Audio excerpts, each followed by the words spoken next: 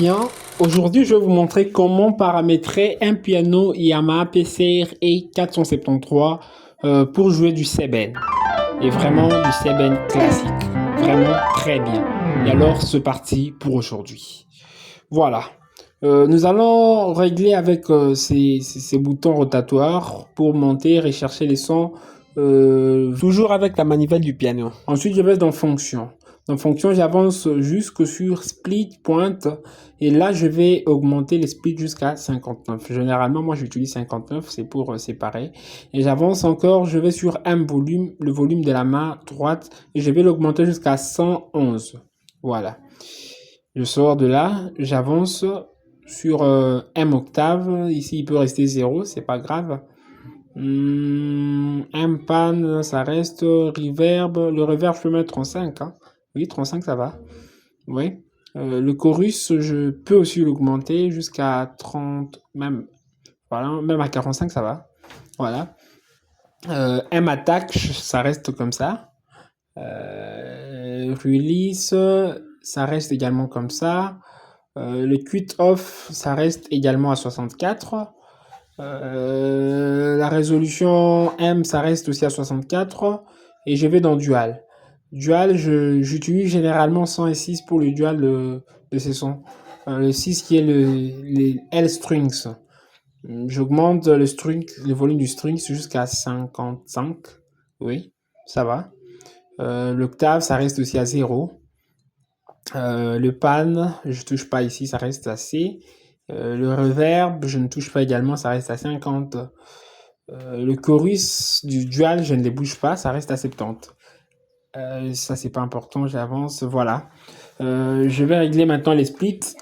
Je fais un peu un recul en arrière pour retourner jusqu'à, c'est, je crois, au 600, voyons voir, 629. Voilà, 629 qui est les Solocines. Je vais augmenter son volume jusqu'à 100. Voyons voir, j'augmente à 111. Dans mon 5, c'est peu. Je vais aller à 100. Oui, à 100, ça va. L'octave de ça, je le mets à 0. C'était 1, moins 1, mais moi je l'amène à 0. Je vais diminuer sensiblement le reverb jusqu'à 0. Voilà.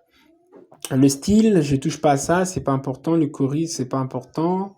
J'avance encore, j'avance encore. Qu'est-ce qu'il faut encore que je puisse régler? Le reverb, je touche pas aussi à ça. Le chorus non plus. Le master equalizer non. Mais le DSP2, je vais l'ajuster un peu. Est-ce nécessaire? Je crois non. Je les laisse à 1. Non, attends. Voilà, et non. Voilà, à 1, ça va. Bien. Je sors, je vais encore régler autre chose. Et là, je suis toujours dans les fonctions. Autre fonction à régler.